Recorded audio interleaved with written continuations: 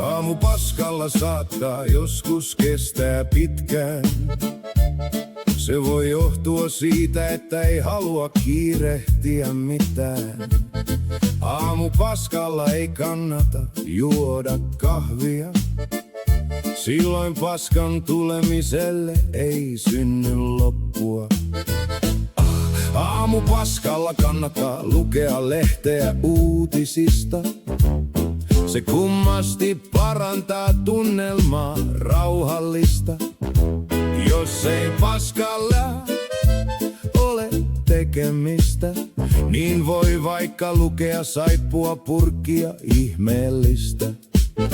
Ei siinä mitään, jos ei paskanna.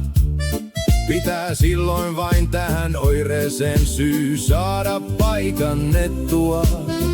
Aamupaskalla voi käydä myös päivällä, mutta silloin ei ole tunnelmat hyvät.